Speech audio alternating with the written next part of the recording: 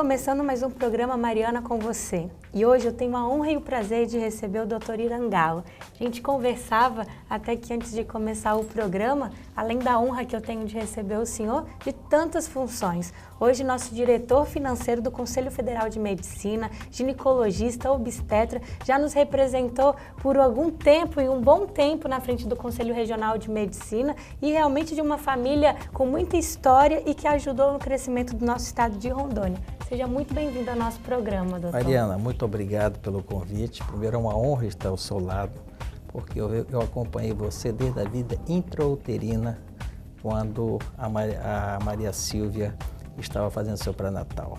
Então, eu gosto muito desta família Carvalho, em especial ao meu amigo Aparício e a Maria Silvia, que fizeram muito por esse estado de Rondônia. E para mim, estar perto de uma jovem médica como você, um futuro promissor na política do estado de Rondônia, que estamos precisando de pessoas como você, para mim, eu me sinto honrado. Obrigada. Eu que tenho que agradecer essa oportunidade de poder estar entrevistando o senhor.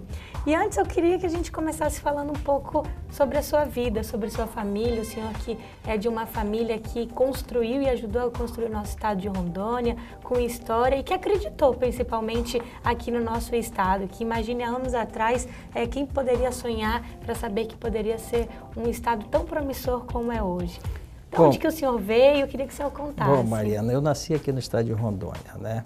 Então, a minha vida, eu vou fazer uma retrospectiva breve da minha vida e qual era o meu futuro quando jovem aqui em Rondônia. Nós não tínhamos aqui, só tínhamos até o curso ginasial, que na minha época, eu sou da época de ginásio científico e o nível superior, né? Que é o nível médio hoje, que chamam. E eu tinha um futuro muito pequeno para o meu futuro lá na frente. Então eu tinha três perspectivas na minha vida, Mariana. Ou eu seria bancário do Banco do Brasil ou do BASA, ou eu iria ser padre, porque na época aqui o catolicismo influenciava muito, ou eu seguia a carreira militar, até cabo ou sargento do Exército. Um dos três. Um dos três. Então nenhuma dessas profissões é desonra, mas era essa que era a minha perspectiva de vida do meu futuro. Mas eu tinha minha mãe que investiu na educação e ele disse, não, você vai ter que estudar, mas eu tinha acabado o curso ginasial e aqui não tinha o segundo grau, que é o curso científico, e o curso mais próximo de medicina era em Belém do Pará. Me dirigi até Belém do Pará, cursei o meu segundo grau todo num colégio bom em Belém, mas o meu aprendizado era muito precário, porque aqui nós tínhamos dificuldade de ter conhecimentos, uma vez que era muito precário de professores. E quando chegou lá, sentiu essa diferença? Senti essa diferença. Meu boletim, que naquela época chamava boletim, né? Era uma bandeira da França, tinha nota azul e vermelha, mas predominando mais a vermelha, né? E com isto eu tive que me dedicar aos estudos, me dediquei, consegui na primeira vez logo passar no vestibular de medicina, que era muito concorrido na época, consegui logo da primeira passar no vestibular de medicina. Isso foi um orgulho para a família inteira? Foi porque eu saí daqui praticamente desacreditado. Desacreditado por quê? Não porque eu não tinha força de vontade, era devido o que tinha me oferecido em termos de conhecimentos, né? E naquela época era território federal de Rondônia, aqui era deficiência de tudo, não tinha carne, a carne vinha da Bolívia num caminhão aberto, né? Aqui não tinha, aqui faltava tudo quanto era proteína para que eu conseguisse ter um bom aprendizado. Por isso que eu digo que Deus foi muito bom conosco. E deu essa oportunidade. Me deu essa oportunidade, né? E consequentemente eu consegui galgar o grau de médico. E depois conheci a minha mulher, né, lá em Belém, que também ela é médica, cardiologista, e que foi um grande presente que me deram, que foi ela. Bom, então, resumindo, minha vida sempre foi de muita batalha, mas com certeza de muitas conquistas, né? Eu tive muitas conquistas com muito esforço, com a ajuda de muitas pessoas, que ninguém faz as coisas sozinho, né? E aí depois eu fui para o Rio de Janeiro fazer a minha especialização, só para você ter uma ideia, Mariana, a residência é de 1990. Eu sou formado em 1977. Então, se você verificar, quando eu fui fazer minha especialização, a residência não era oficializada, como é hoje. Hoje você só pode adquirir o título de especialista através de dois sistemas. Ou com prova, através de força de lei, que é a residência médica, ou através de fazer a prova na Sociedade Brasileira da sua especialidade. Bom, então, quando eu vim para cá, cheguei aqui em 1980, aí me encontrei com o Aparício. O Aparício foi um dos primeiros psiquiatras a aparecer em Rondônia, e com isto nós pegamos um governo promissor, que foi o Jorge Teixeira de Oliveira. E o Jorge Teixeira, de imediato, me nomeou diretor da maternidade Civargas. Por quê? Porque ele queria transferir o território em Estado. Bem nessa época do período que o senhor veio. Que eu cheguei, e ele me incentivou muito. Por isso é que eu digo, Mariana, não adianta, se nós não tivermos um chamamento, nós não teremos nunca a quantidade de médicos suficiente para esses municípios mais longínquos. Na época tinha um atrativo. Só para você ter uma ideia, Mariana, quando aqui eu cheguei, o meu salário, eu comprava por mês e meio um Fusca, que era o carro do ano da época, né? Hoje, o meu salário não compra o pneu do Fusca. Não compra mesmo, então, né? Não tem incentivo. O que se vê é uma política totalmente desastrosa. E o nosso Estado é campeão de política desastrosa.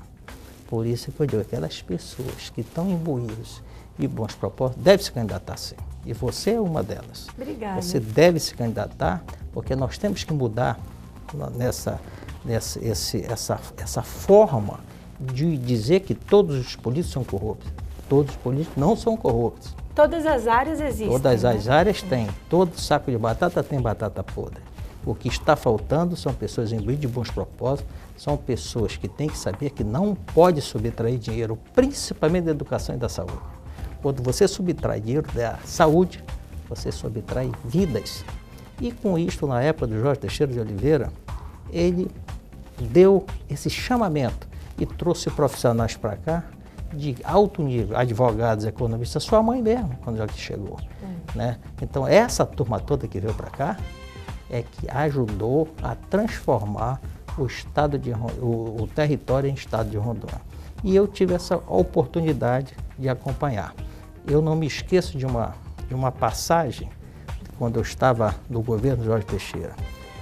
O Teixeira chegou eufórico dizendo, o secretário de saúde na época, era o Adelino ou era a Ieda, parece que era o Adelino. E ela disse, eu vou ganhar um tomógrafo por $1 milhão, que naquela época o tomógrafo era a tecnologia de ponta. Aí o secretário pulou e disse, governador, não adianta só ter esse tomógrafo, e crianças morrer por desnutrição, crianças morrer por verminose, pessoas morrendo com malária. Pegue esse $1 milhão e vamos empregar na saúde, fazendo saneamento básico, medicina preventiva. É o que não se faz hoje. Hoje o que se vê é falácias. Secretários com boa oratória, falando que fez isso, fez aquilo, enquanto que no hospital, maior hospital de Porto Velho, falta um medicamento elementar, uma dipirona, um Plasil.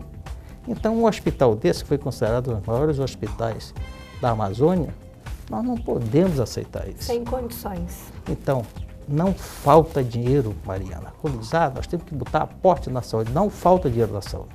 O que falta é gestores imbuídos de bons propósitos e que não façam corrupção na saúde. Sem dúvidas. A gente vai chamar o intervalo e a gente volta daqui a pouco para continuar, com certeza, com esse bate-papo, que eu tenho certeza que está sendo super agradável para todos que assistem, lembrando e relembrando também um pouco da história do nosso estado.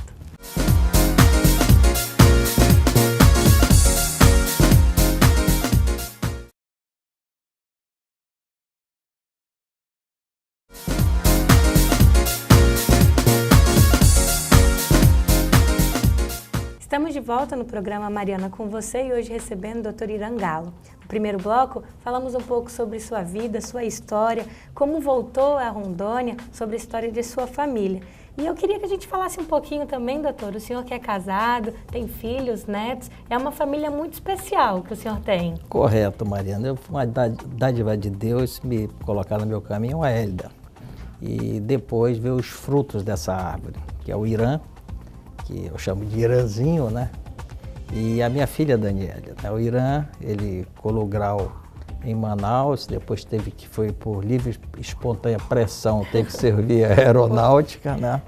E agora ele acabou a residência médica em oftalmologia e vai fazer o fellow em retina. Então ele sempre é uma pessoa, ele é muito estudioso, muito tranquilo, né? E graças a Deus, Deus me deu essas duas pessoas e depois veio o terceiro, que este aí que é o rei da casa, chama-se Ian, que é o meu neto, que eu vivo para ele. Então a nossa vida é construída disso aí, né? Com muito amor, muito carinho e acima de tudo, eu faço levar eles o caráter e respeito às pessoas. E eu sempre digo para ele, e falo nas faculdades, inclusive aqui na finca, quando eu aqui estive. Se você quer ser um bom médico, você tem que gostar de gente. Se você não gosta de gente, com certeza você vai ser um mau médico. Então, é lamentável quando nós tomamos conhecimento que às vezes alguns médicos, apesar de ser poucos, tratam mal aquelas pessoas que muitas vezes eles não estão precisando de uma receita, estão precisando, como dizia um professor meu, de um cafuné, de um carinho. Às vezes, conversa, alguém para escutar. Conversa, alguém para escutar.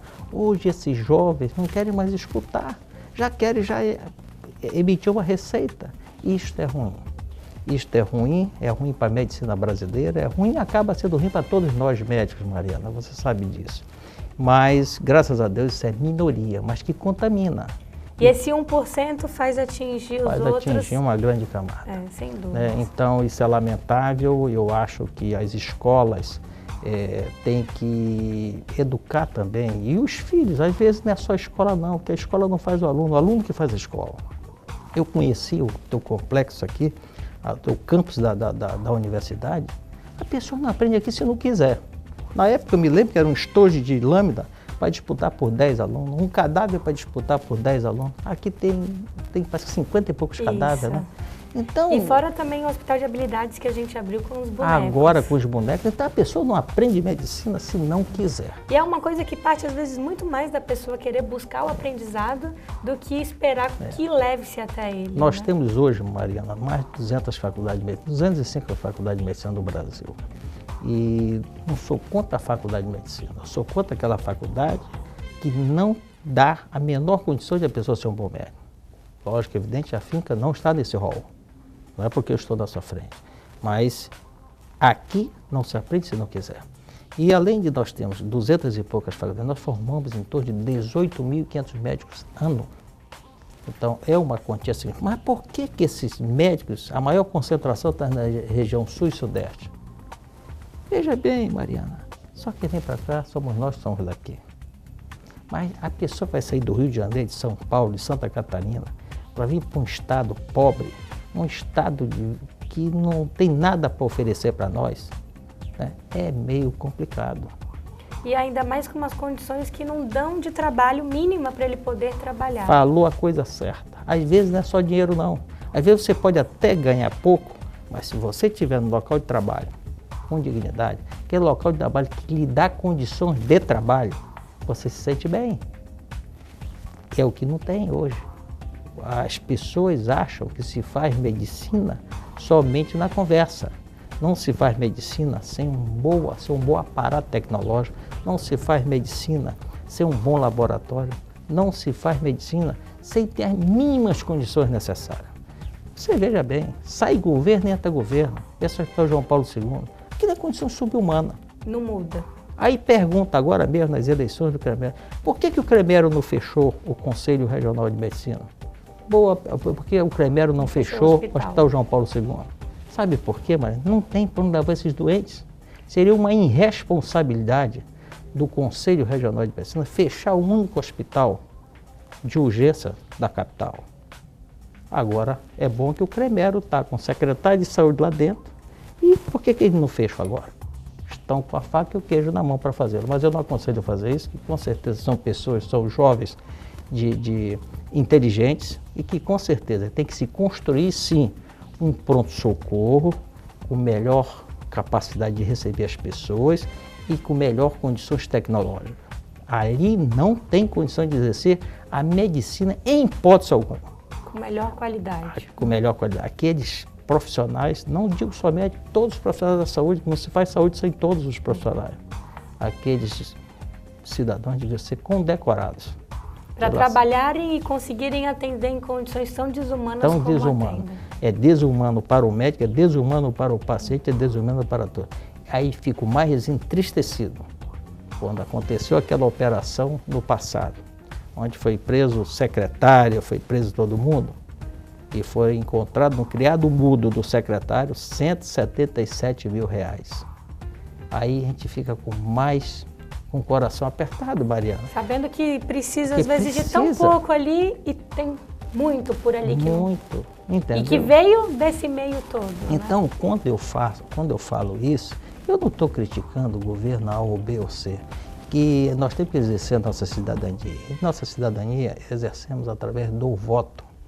Eu sempre, um tempo desse, eu estava lá numa faculdade em Cacoal e estava todo mundo reunido, estava os prefeitos, estava tudo lá e tal. Aí eu fiz a pergunta, vou fazer a pergunta para a plateia. Você sabe qual é o cargo mais importante do Brasil?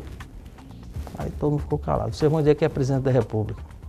Talvez para ela seja mais importante. É vereador. Sabe por quê? Porque o vereador é a ressonância da sociedade. Ele legisla, ele tem que fiscalizar os atos do executivo. E ele que está perto da população. Ele tem que estar perto da população. Então, aquele cargo é o mais importante de todos. Lamentavelmente, ele não pensa dessa forma. Nós temos 5.500 municípios no Brasil. Se nós tivéssemos 5.500 municípios forçando, dando uma saúde de qualidade, com certeza o nosso país seria uma Suíça. E eu tenho certeza que se todos esses vereadores se unissem por um único propósito, que seria uma melhor qualidade de vida, a gente teria não só uma Porto Velho, mas um país bem melhor. Mas infelizmente existem muitas brigas de poderes, de partidos políticos, e eu sempre disse que na política não tem que se haver brigas partidárias, e sim tem que ter uma união por uma melhor qualidade de vida. Eu acredito nisso, e eu sei que um dia a gente chegará lá. Por isso que você, como uma jovem que leva todo o traquejo para ser uma grande política do nosso estado, você não pode desistir disso aí. Nós temos que ter renovação. A renovação, eu não quero dizer renovação em idade só, não. Quero a renovação de pessoas imbuídas de bons propósitos. O nosso estado é promissor. Não tenho Lamentavelmente, às vezes, nós temos um determinado azar de escolher essas pessoas. E, doutor, o senhor é muito responsável por isso, por esse estado promissor também, de ajudar. E a gente vai chamar mais um intervalo e vai voltar falando um pouco sobre o seu período dentro do Conselho de Medicina aqui do estado de Rondônia, do CREMERO, e também o único representante da região norte. Há quantos anos a gente não deve ter lutado e esperado por esse momento, para a gente ter ainda mais o doutor nos representando no Conselho Federal de Medicina. Vamos ao intervalo e voltamos já já.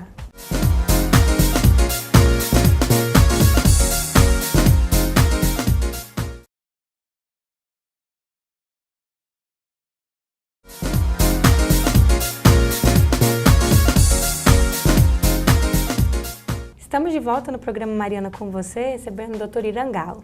Doutor, eu queria que o senhor falasse um pouco sobre sua experiência durante todo o período que o senhor esteve na frente do CREMERO. Bom, eu fui presidente do CREMERO, né, e como presidente eu consegui algumas conquistas, né? Nós conseguimos, ninguém trabalha só. E a prova aqui é que agora mesmo o Aparício deu uma grande contribuição. Os ânimos acirrados, ficou como presidente durante esses 120 dias e agiu muito bem lá dentro. Ele, o nosso querido Ricardo Amaral e o Henri Rolando Jacob. Mas veja bem, eu quando assumi a presidência do Conselho Regional de Medicina, o nosso primeira vontade, sonho era ter uma sede. E fomos lá em Brasília, porque o Conselho ele não é superavitário, ele depende financeiramente do Conselho Federal de Medicina. E a primeira coisa que eu pedi foi essa sede. E fomos atendidos. Temos essa sede muito bonita, E eu não fiquei só por aí, eu digo sim, mas nós não podemos ficar com o Conselho de Porto Velho, nós temos que tentar levar para outros municípios. E criamos a delegacia em Ji-Paraná. Por que nós não criamos outras delegacias? Porque isso tem um custo. E o Conselho ele não tem condições de manter essas delegacias. Eu pretendia botar uma delegacia em Ariquemes, Cacoal e Vilhena, mas tem um custo. Então, essa foi a grande vitória para a classe médica rondoniense. Sem dúvidas, com um lindo prédio também, que acho que as pessoas aqui do nosso estado têm que ter a oportunidade de conhecer e saber que fica localizado ali na Avenida Imigrantes. Isso. Aí depois, Mariana, eu, a pedido do Dr. Floriano Riva e de alguns amigos nossos, eu virei candidato a conselheiro federal. E chegando lá, eu ganhei as eleições aqui. E chegando em Brasília, eu pensei que eu seria mais um. E eu digo, bom, nada que eu me meto, eu fico só naquilo ali. E esse índio que saiu de Rondônia, né, que a turma, quando você diz que é de Rondônia, a turma fica já, né, olhando, pensando que nós não temos a formação que tem o mesmo médico de Rio, São Paulo e por aí afora. E esquecem que antes a gente não tinha faculdade de medicina e que a mesma formação que o senhor teve foi de muitos dele, pode ter sido até amigo na época de faculdade. Correto. Né? Aí, chegando em Brasília, consegui demonstrar nosso trabalho e depois saí candidato, que é uma eleição interna, que o Conselho Federal de Medicina é o órgão supremo da ética médica no Brasil. Ele é que dita as normas para a medicina brasileira. Então, me candidatei e consegui ter unanimidade, né? Dizem que a unanimidade é burra, mas não sei se foi burra, que eu acabei sendo eleito tesoureiro já no terceiro mandato que eu estou na tesouraria. E também, paralelo, fui relator de várias resoluções, uma sobre a reprodução assistida, do qual nós normatizamos a reprodução assistida, como o número de embriões para ser implantada na mulher, o homoafetivo ter direito de utilizar essa reprodução assistida, o pós-mortem. Então, nós revolucionamos a reprodução assistida no Brasil. E sou relator, sou um dos maiores relatores em relação a resoluções. E sou o segundo maior relator em termos de processo ético. Então, eu trabalho muito lá. Eu imagino. Muito. E é um assunto que hoje está em alta, né? Todo mundo está falando com os avanços que a gente vive, então o senhor realmente sempre está em evidência. E a gente é prova disso, que sempre tem visto o senhor em programas nacionais. E agora, Mariana, recentemente, uma coisa que é tão elementar, mas é de grande importância para o feto, o ácido fólico. Fala-se muito no ácido fólico, mas se uma gestante procurar num posto de saúde, não vai encontrar esse complemento vitamínico. E que é lamentável. O ácido fólico tem que ser usado 30 dias antes da mulher engravidar e 90 dias durante o seu pré-natal. Para evitar o quê? Anencefalia, espinha bífida, uma série de complicações neurológicas que pode acontecer nessa criança. Um comprimidinho de 5 miligramas, que 50 comprimidos mas custa R$4. Mas que R$4 para mim não é nada, para você não é nada, mas para aquela população carente é muita coisa. E o Conselho resolveu, a pedido da Febrasgo, pedir para o Conselho fazer recomendações. E eu fui nomeado para fazer esse estudo, fiz o estudo e automaticamente, falando para todos os médicos brasileiros que prescreva ácido fólico para aquelas mulheres na anticoncepção e durante a concepção, para que se previna essas doenças genéticas. E com certeza o governo deveria olhar para isso. É uma medicina preventiva, que é barata, mas que depois que essa criança nasce, aí então essa medicina curativa e cara para o Estado. O grande problema do nosso país, Mariana, é que o governo não investe em medicina preventiva. Você sabe qual é a primeira causa de morte na mulher? Câncer de colo uterino. O HPV, uma vacina baratinha agora. E atinge muitas mulheres. Muitas mulheres. Aí, por falta de educação,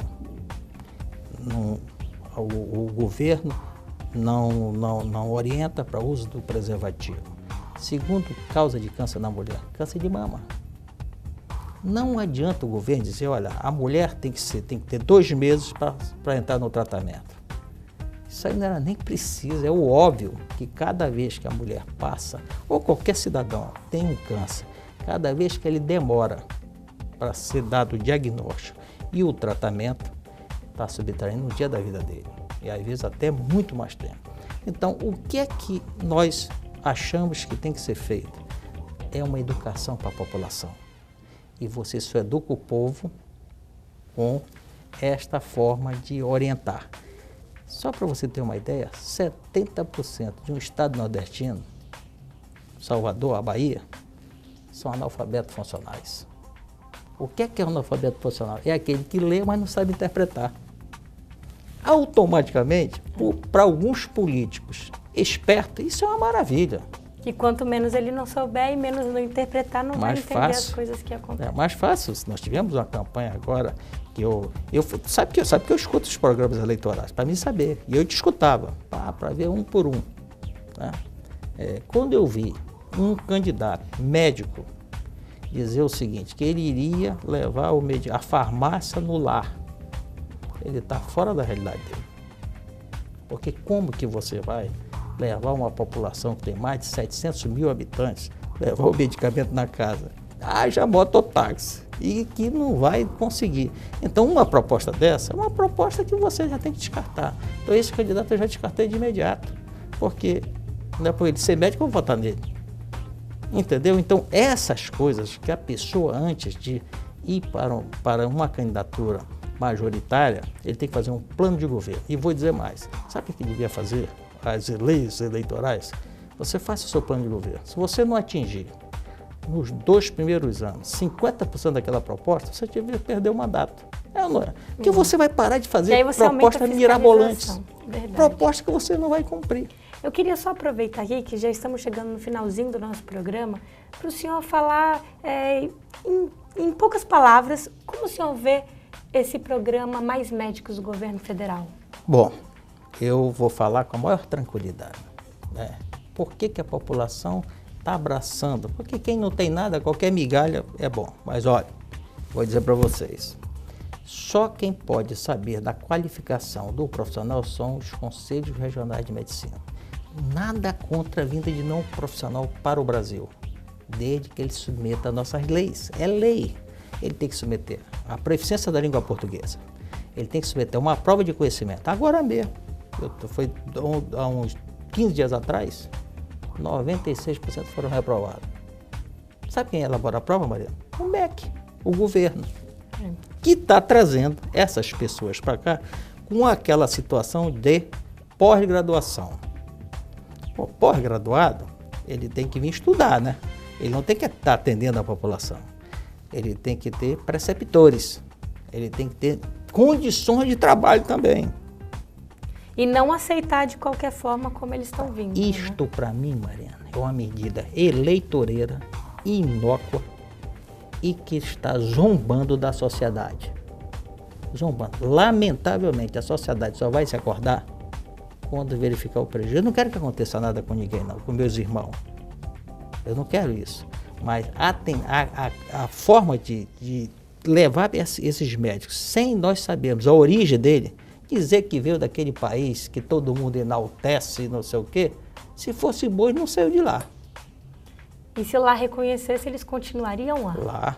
Então lá se forma médicos por série, de paulada, para poder vir dinheiro, divisas. Hoje eles estão tendo divisas esse país, com a custa do sofrimento desses colegas nossos, né, que são um sistema de escravidão. O Conselho Federal de Medicina, a Organização Internacional do Trabalho, denunciou isto, porque isso é escravidão. Quando você vem para cá e não tem um salário e recebe uma quantia ínfima e vai para o governo o resto, isto é escravidão, né? Sabe por quê? Aí, nós fizemos isso há 2 meses atrás, não saiu na mídia, porque abafaram. Porque não é interesse do governo mostrar que o Conselho Federal esse tipo que fez isso. Então a represália é muito grande. Aí você verifica dizendo que você não está querendo, você está com medo de concorrência. Eu não tenho medo de concorrência, porque nós somos bem informados. Então eu não tenho medo de concorrência. Eu quero sim que a população do meu país seja atendida, que tenha em cada município 10, 20, 30 médicos, mas médico com qualidade. Médico sem qualidade eu não quero. E médico sem procedência, muito pior, que a gente não sabe. Só para dizer, nesse imagem médico aí, teve alguns diplomas falsos. Enfermeiros também que estavam atendendo como médicos, né? Então, Mariana, no nosso país, lamentavelmente, estupraram a medicina brasileira. Eu não posso aceitar isso. E digo mais, o médico que tem vergonha na cara, se tiver pessoas votando nesse cidadão que vai se candidatar ao Padilha, que eu acreditei nele, estou sendo sincero, ele foi lá no conselho, uma maravilha. E eu estou sabendo que ele vai ser candidato por São Paulo com esta bandeira do mais médico. Minha gente, eu quero dizer para vocês o seguinte, a população brasileira, vocês estão sendo enganadas, ludibriada, porque isto é eleitoreiro. Sem dúvida. Eu não posso permitir isso para os meus irmãos, para o nosso país. Então eu posso falar, não tenho. Só tem dois bens mais preciosos na nossa vida, Mariana. Primeiro, saúde, porque sem saúde você não tem liberdade. Saúde e liberdade. Então, se eu não tiver uma saúde digna, automaticamente eu não poderia estar aqui no teu programa falando sobre saúde. Sem Portanto, dúvidas. eu acho que esses são os dois motes da nossa vida. Saúde e liberdade. E a nossa dignidade, que nós não podemos deixar ser corrompida por governo nenhum. E eu sempre digo o seguinte, vamos investir na saúde preventiva. Vamos botar médicos para fazer o Papa Nicolau, vamos ter mamógrafo, mas não adianta comprar um mamógrafo e não ter um médico para fazer a mamografia, para ler o laudo. E que saiba fazer o laudo. Né? Entendeu? Então não adianta. E investir na educação do jovem médico. Quando eu estive em Brasília agora, como presidente, como tesoureiro do Conselho Federal de Medicina, qual foi meu primeiro passo, Mariana? Investir em educação médica, Mariana. Por quê? Eu não podia trazer o dinheiro só para Rondônia. Então eu peguei 150 mil reais e vai todo estado tem direito a 150 mil reais, cada conselho regional. Só que tem que prestar conta para nós, tem que fazer projetos. Tem que fazer projeto. E mais 150 mil para fiscalização. Isto fomos nós, são 8 milhões e 100 mil reais, só que o Conselho Federal de Medicina manda para os Conselhos Regionais de Medicina. E eu fui o autor desse dinheiro, porque eu não podia mandar só para Rondônia, Acre, que são os meus, tem o mesmo problema que nós temos. Né? São Paulo não precisa desse dinheiro. A maior concentração de médicos está em São Paulo. Nós temos mais de 100 mil médicos em São Paulo. 30% do faturamento do Conselho Federal de Medicina vem de São Paulo. Então, o que nós queremos é uma medicina de qualidade, uma medicina digna para o nosso ser humano. Sem dúvida. E para que isso aconteça, nós temos que ter gestores imbuídos de bons propósitos. E a gente acredita nisso. É uma pena que a gente vai chegando ao final do nosso programa. Agradeço muito a participação, espero que todos tenham gostado e deixar marcado para uma próxima entrevista para a gente falar muito mais sobre a saúde do nosso estado, a saúde do Brasil, tantos problemas, mas a gente infelizmente chega aqui ao fim. Muito obrigada pela sua participação, doutor, e seja sempre bem-vindo ao nosso programa. Mariana, quando eu recebi o convite, eu nem dormi para vir para cá, porque eu te admiro. Muito obrigada. Eu quero dizer para você que eu sou um grande admirador seu e quero dizer para você que você é um dos grandes baluartes da nossa política rondoniense. Muito obrigada. E que se depender de mim, você vai estar lá. Eu que agradeço muito carinho e eu quero sempre continuar ouvindo suas palavras, suas forças e estímulos também que a gente precisa para a gente continuar acreditando e cada vez mais lutando por uma saúde melhor para o nosso estado de Rondônia. Muito obrigada e aqui a gente fica com mais um programa Mariana com você. Até o próximo programa.